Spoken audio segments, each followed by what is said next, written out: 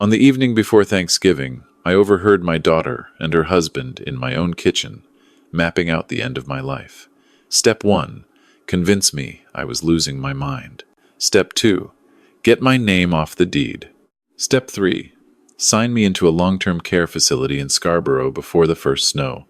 They thought I was a tired old man who'd gone soft since my wife passed. They'd forgotten what I used to do for the Crown.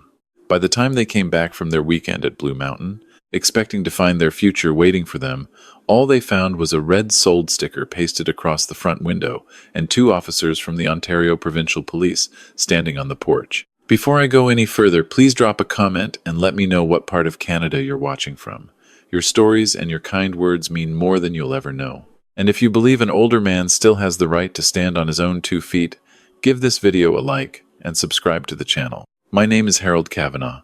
I'm 68 years old, and until 3 years ago, I lived in a stone and clapboard farmhouse on 10 acres north of Orangeville with a woman who laughed like wind chimes. Her name was Eileen. We built that place together over 41 winters. She put the perennial beds in along the south fence, and I laid every cedar rail by hand. When the cancer took her in the autumn of 2023, the house got quiet in a way I didn't know was possible. My daughter, Maureen, suggested I shouldn't be on my own. She and her husband Declan offered to move up from Mississauga last February, just until I got my footing, she said. She was a mortgage broker with a loud laugh and an expensive handbag. Declan was a junior partner at some property development firm in North York, the kind of man who wore a Rolex on a Thursday and never quite looked you in the eye. I let them come. A father who's just buried his wife will let almost anything happen if it quiets the house. The first few months were polite. Then the rearranging started. Eileen's hand-knotted runner disappeared from the front hall, replaced by something gray and rubbery from IKEA. Her watercolors of Algonquin Park came down off the living room wall. I found them stacked in the garage behind the winter tires. Maureen said they were being stored for safekeeping. She said the farmhouse had potential, that the bones were good, but the decor was dated. She used that word a lot. Dated. My wife's life reduced to an outdated aesthetic. I sat in my old wingback that October evening, a book open on my knee and the pages not turning, listening to Maureen on the phone to a Toronto real estate agent. She was talking about comparables. She was talking about lot severance, about subdividing the back pasture into 3 building lots once the zoning went through. She didn't lower her voice. Why would she? I was just a piece of furniture to her now, something between the grandfather clock and the ottoman, something she intended to donate to charity once it stopped being useful. What she didn't know, what she had never bothered to ask, was what I'd done before I retired. For 31 years, I'd worked as a senior forensic investigator for the Canada Revenue Agency's Criminal Investigations Unit. I'd testified in Superior Court in 3 provinces. I'd traced shell companies through the Cayman Islands and back again. I'd put chartered accountants into federal custody for tax evasion schemes that would make your head spin. My daughter knew I'd worked for the government. She thought I'd pushed paper at a desk. She'd never once asked what the paper was. On the Monday of that week, an email arrived from TD Canada Trust. Subject line: verification required for your new line of credit application. My hands went still on the mouse. I hadn't applied for a line of credit. My mortgage had been paid off in 2016. I owed no man a nickel. I opened the email and read it twice. Someone had applied for a home equity line of credit against my farmhouse. The application was dated 3 weeks earlier. The amount requested was $240,000. I closed the laptop. I did not go downstairs. I did not raise my voice. I sat in the lamplight and I listened. And somewhere on the main floor I could hear Maureen and Declan talking softly about a pre-construction condo they were buying at Yonge and Eglinton and how the deposit was finally sorted. I remembered the first rule my old supervisor taught me back in 1989. An auditor never announces his audit. He builds his file, and then he walks into the room. I went to bed that night for the first time in 3 years, with something other than grief on my mind. I had a case. Wednesday came, the day before Thanksgiving. Maureen spent the afternoon basting a turkey she'd ordered from a farm near Creemore, while Declan made a show of polishing silver in the dining room. I went out to the woodshed and split kindling for an hour, because splitting kindling is a good way to keep your face still while your mind is running. At supper, Maureen asked me, in that careful, sweet voice people use on small children and senile parents, whether I'd been feeling forgetful lately. She said she'd noticed me leave the kettle on twice last week. I told her I couldn't recall. I watched a flicker of satisfaction pass between her and Declan at the far end of the table. They thought they were building a paper trail. They were, only not the one they imagined. Later that night, long after the dishwasher had stopped humming, I lay awake listening. Around 11:30, I heard them come downstairs to the kitchen. I got out of bed and moved into the hallway in my sock feet.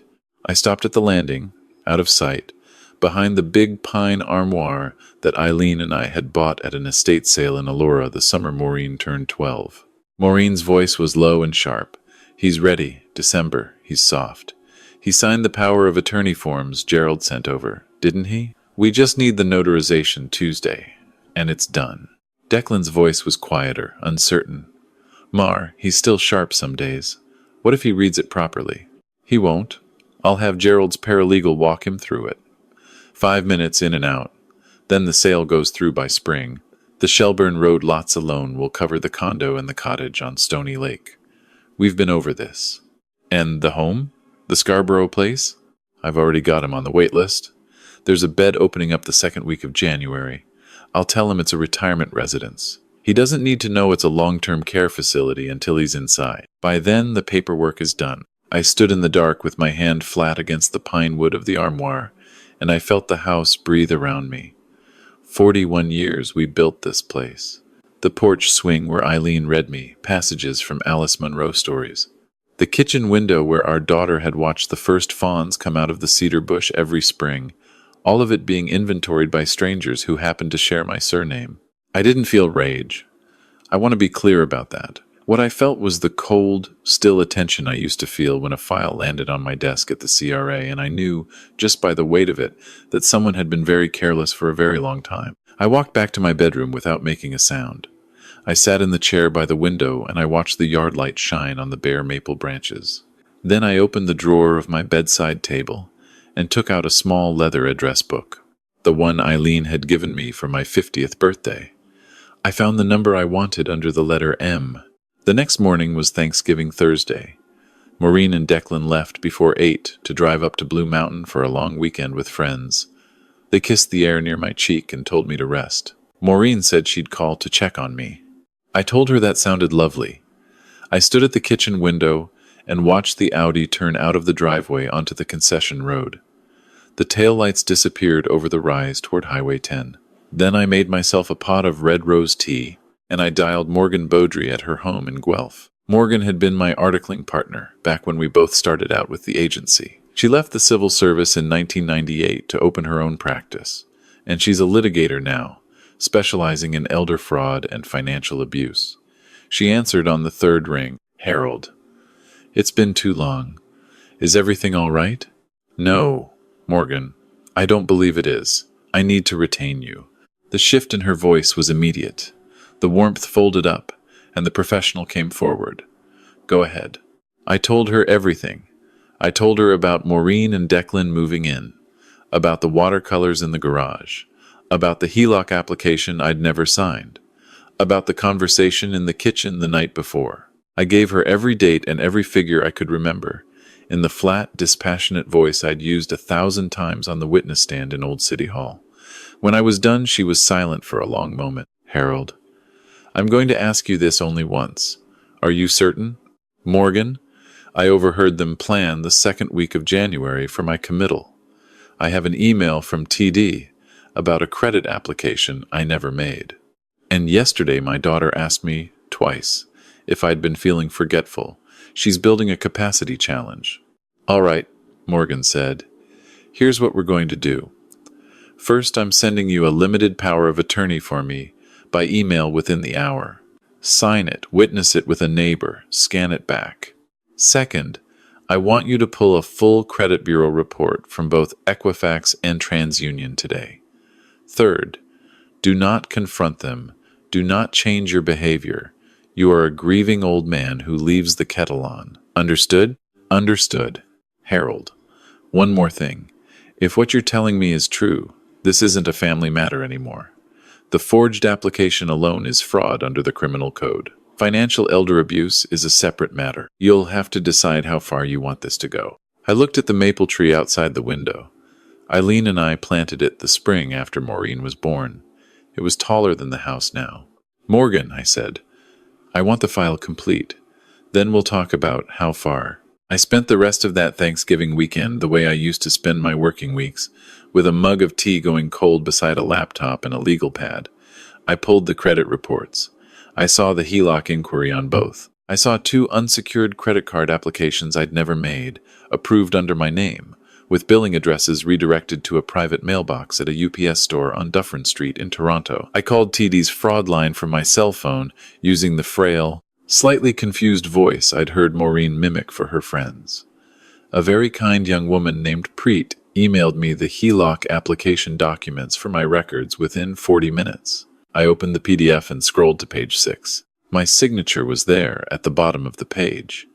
Or rather, something that looked like my signature to anyone who had never held a pen shaped like mine. The H at the front was almost right, but the crossbar on the letter was too level. I'd crossed my H's at a slight downward angle since I was a boy in grade 3 at Street Agatha's. The K in Kavanaugh had a perfectly triangular leg. Mine has always had a slight curl at the base, a leftover from a penmanship teacher who made me practice cursive for an entire summer. It was a careful forgery. A lazy person would have been fooled. I was not a lazy person, and whoever had signed this had never been near a CRA courtroom. I saved the document. Then I followed the money. The HELOC had been drawn down in 4 increments over 6 weeks. $48,000 to a builder in Vaughan I'd never heard of. $62,000 to a numbered Ontario corporation. Another $31,000 to a deposit account at Tangerine in Declan's name, and a final $18,000 to a furniture showroom on King Street West. I remembered the new sectional Maureen had brought home in August, the one she'd said was on sale at Leon's. It had not been on sale. It had been paid for with my equity in the house where my wife had died. I built a spreadsheet. I cross-referenced every transaction with Maureen's Instagram posts and Declan's LinkedIn activity. I printed the couple's Moose Pass weekend in September, the Burke's purchase receipts she'd been too pleased to resist photographing, the Porsche dealership in Oakville where Declan had been tagged in a test drive, every charge, every date, every receipt, a fortress of numbers with their names on every brick. By the Tuesday after Thanksgiving, I had everything I needed. Morgan and I met in her office on a back street in Guelph, the window open onto a crisp October wind. We went through the file page by page for 4 hours. When we were done, she set her pen down and she looked at me across the desk. Harold, this is airtight. We can have OPP at the door before Remembrance Day if you want. Not yet, Morgan. I want to do something first. Tell me. I want to sell the house. She stared at me. You want to sell the farm? I want a cash buyer. No conditions. Quick close. Someone discreet. I want the deed transferred before they know anything is wrong. And I want the sale to happen under their feet, in my own time, on my own terms. Morgan started to object. Then she stopped. She had always known when a file was about more than money. She nodded once. I know an investor in Milton. Indian gentleman builds custom homes, quiet as a church on a Tuesday. He's been looking for a country property for his parents. I can have him at your place by Saturday. Thank you, Morgan. Harold, one last thing. They're coming back Sunday night? Sunday evening. And you're going to let them come back. I'm going to let them come back. And then on American Thanksgiving, at the dinner I'm going to host for my daughter and her husband, I'm going to show them a slideshow of what they've spent the last 8 months building. And when it's done, the OPP will be on the porch. Morgan Beaudry, who had seen me take down 2 cabinet ministers and a senior vice president of a chartered bank in my time, leaned back in her chair and let out a long breath. Harold Kavanaugh, remind me never to cross you. The next 6 weeks were the strangest of my life. I lived inside 2 versions of the same man. During daylight hours, while Maureen bustled about reorganizing my cupboards and Declan made phone calls from the screened porch, I was the tired, gray, slightly slower version of myself that they expected. I let the kettle whistle a beat too long once or twice a week. I asked Maureen, with great apparent concern, where I'd put my reading glasses, while they were sitting on top of my head. She made little notes in her phone every time I did. After dark, and every time they left the house, I was the other Harold. I met Rohit Chandra at the kitchen table on a Saturday in early November. He walked the property with a builder's eye, poking at the fieldstone foundation and the sills of the original 1887 section. He did not exclaim over the beauty of the place. He did not try to chat. He made me an all-cash offer, slightly below listing but with a 30-day close and no financing conditions, and he shook my hand like a man who wanted to be somewhere else. I accepted. Morgan drew up the papers. The closing was scheduled for the Friday before American Thanksgiving. In the meantime, I began quietly extracting Eileen from the house. Not the furniture. The furniture could burn for all I cared. I took down her watercolors from the garage and wrapped them in clean canvas. I went through her closet, which still held the faint scent of the Yardley lavender talc she'd used for 50 years, and I packed the pale blue wool sweater she'd worn the winter we went to Newfoundland. I packed her mother's teacups from the break front in the dining room. I packed Maureen's kindergarten drawings from the drawer under the stairs, because the child who had made those drawings was not the woman sleeping upstairs, and I wanted, at least to be fair to the child. I put everything into 6 sturdy moving boxes and drove them to a storage unit in Shelburne 2 towns over. I also, on the advice of Morgan, began recording every conversation that took place in the kitchen and living room. Ontario is a one-party consent province, which meant my recordings were lawful so long as I was part of the conversation or present during it. I learned more about my daughter in those 6 weeks than I had in the previous 20 years. I learned that she and Declan had already picked out which long-term care facility they would commit me to. I learned that Declan had a mistress in Leaside he called Courtney. I learned that Maureen had prearranged a visit from a family doctor in Mississauga, a friend of hers, who was prepared to sign a capacity assessment declaring me unfit to manage my own affairs. I learned that the plan was for this assessment to happen in the 2nd week of January, after the power of attorney was notarized and the first check from the HELOC had cleared. What I felt as I listened to these recordings was not what you might think. I didn't cry. I did not punch walls. I made tea, and I labeled each audio file with a date and a timestamp. I emailed them to Morgan's secure server at the end of each day. Sometimes, late at night, I'd go and stand at the foot of Eileen's garden, where the last perennials had long since browned and collapsed, and I'd tell her what was happening. I'd tell her I was going to be all right. I'd tell her our daughter had become someone we didn't know, and that I did not understand what had gone wrong, but that I was going to fight to leave this earth with my name intact. I think she heard me. I have to believe she did. The Friday before American Thanksgiving, the sale closed. The money went into a new account at Scotiabank that Maureen and Declan knew nothing about. That afternoon, while they were down in the city at a firm dinner, a young man from a Guelph real estate company came out and affixed a large red sold sticker across the big front bay window. I asked him to put it on the inside of the glass. I wanted the word visible from the driveway, at 100 feet. He obliged. I spent the weekend preparing the slideshow. I'm not one for technology, but I'd used presentation software at the CRA for 30 years. I built 47 slides. I kept the design simple. White background. Black text. No cartoons. No music. I wanted it to look the way evidence looked in a federal trial, because that is what it was. Maureen and Declan came home Sunday evening. They were tired from the drive. They did not walk around the front of the house. They came in the side door off the driveway, and so they did not see the sold sticker on the window from the porch. That was as I had planned. Maureen asked me how I'd been. I told her I'd had a quiet few days. Declan went straight upstairs. Maureen poured herself a glass of Pinot Grigio from the fridge and kissed the air near my cheek before she followed him up. The house settled. I sat in my wingback and I listened to the old furnace click on in the basement, and I thought about how many winters I'd heard that exact sound, and how this would be the last. The next morning was Monday of American Thanksgiving week. I announced over breakfast that I wanted to host a proper dinner on Thursday. I told Maureen it was something her mother would have wanted, because Eileen had loved both Thanksgivings, Canadian and American, for different reasons. I asked if she and Declan would indulge an old man. Maureen's face did something complicated. She agreed.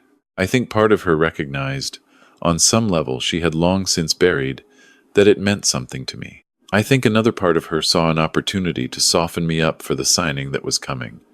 Either way, she said yes. I told her I'd cook. She did not argue.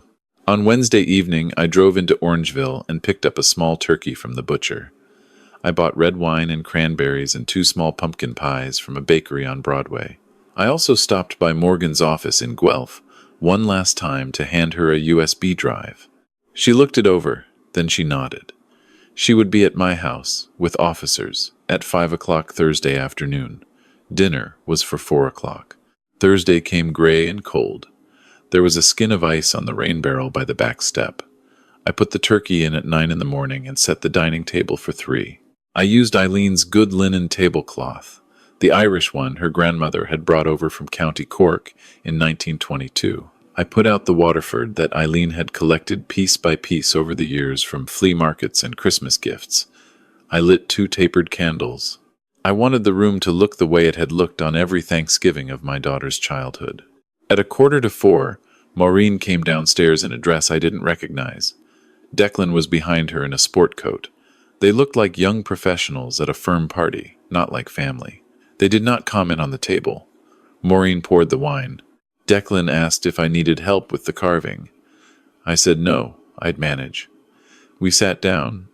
I served the turkey. I said grace for the first time in 3 years, and for the first time in 3 years I meant it. I thanked whatever watches over us for giving me my strength back when I needed it most.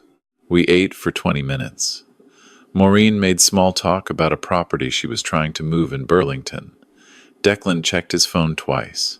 I waited for the plates to be mostly clear. Then I set down my fork and I folded my napkin beside my plate. Before I bring out the pie, I said, I'd like us to watch something together.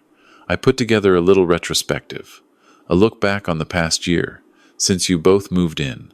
I thought it would be a nice way to mark the occasion. Maureen's face froze for a second, then rearranged itself into polite interest. Declan glanced at his watch. I picked up the television remote from the sideboard, and I pointed it at the flat screen above the fireplace. The screen came on. It was not a slideshow of happy memories. There were no photographs of family. The first slide was a clinical white rectangle with black text at the top. It read, Equifax Canada Credit Inquiry Report, Harold J. Kavanagh, generated October the 29th, 2025.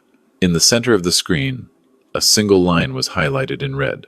Home Equity Line of Credit Application, TD Canada Trust, $240,000. Date of application, August 14th. Maureen set her wine glass down very carefully. Dad, what is this? I did not answer. I clicked the remote. The next slide came up. Side-by-side signatures. On the left, scanned from my Canadian passport, was my actual signature, the one I've been making since 1968. On the right was the signature at the bottom of the HELOC application. Between them, in red letters, one word, forgery. Declan made a small sound in his throat. Maureen's face had gone the color of skim milk. I clicked the remote again. A spreadsheet came up. Disbursement of HELOC funds, account number ending in the last 4 digits, followed by a meticulous accounting of every dollar that had been drawn down from my equity. The builder in Vaughan. The numbered Ontario Corporation.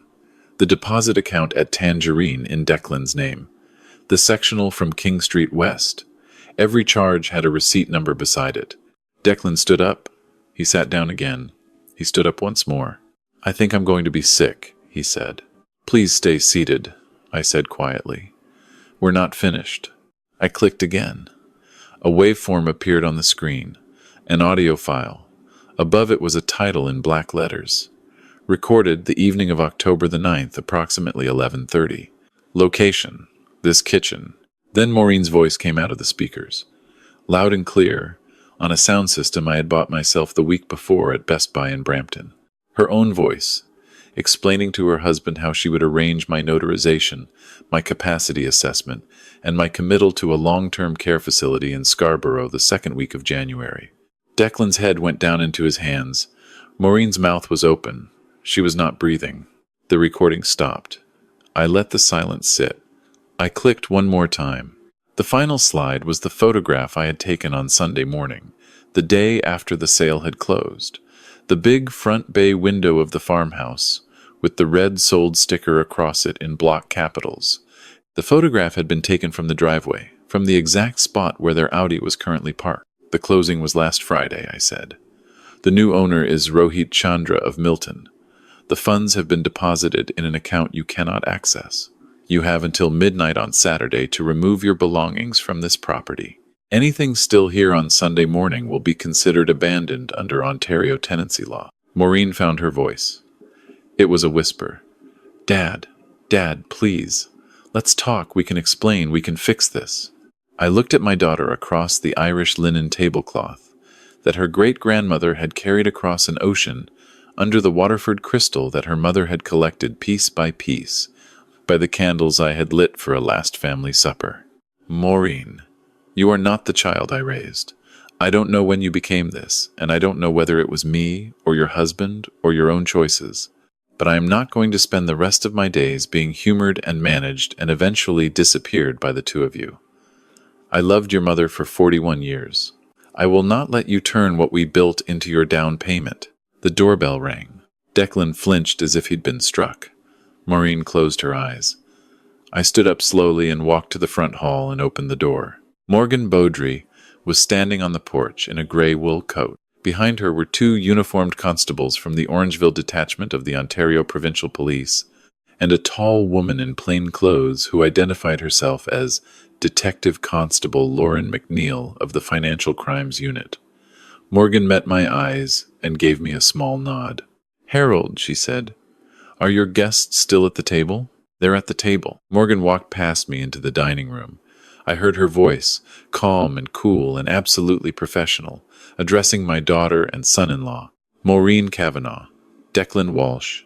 I am Morgan Beaudry, counsel for Mr. Harold Kavanagh. These officers from the Ontario Provincial Police are going to ask you some questions relating to allegations of identity fraud, uttering forged documents, and financial abuse of a person over the age of 60, contrary to Sections 380 and 366 of the Criminal Code of Canada. You are both going to want to contact your own lawyers. I did not stay to watch.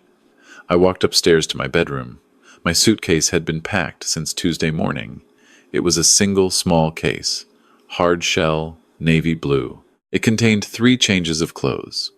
Eileen's pale blue wool sweater, a framed photograph of the two of us taken in Grosmorn National Park in 2004, and the leather address book she'd given me for my 50th. Everything else I needed was already in the storage unit in Shelburne or in the new account at Scotiabank.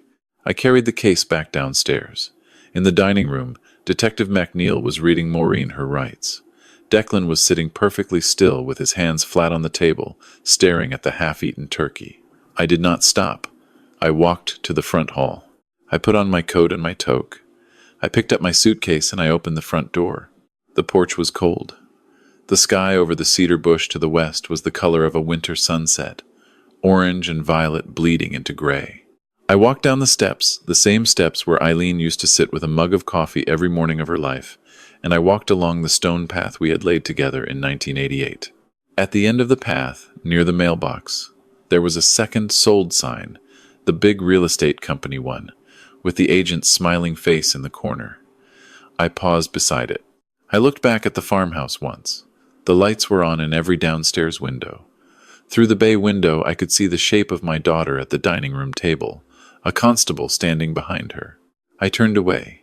I walked down the gravel driveway to the concession road where Morgan Beaudry's assistant was waiting for me in a warm car. I did not look back again.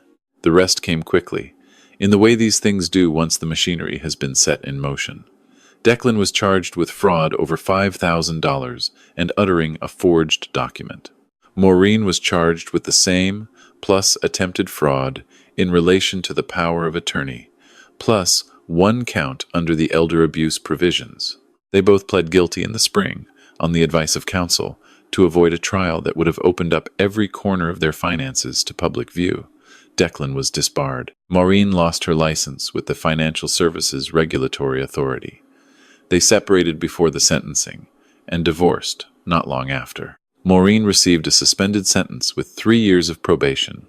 a restitution order for the full amount of the HELOC Plus costs, and 200 hours of community service. She is currently working as a receptionist at a dental office in Hamilton.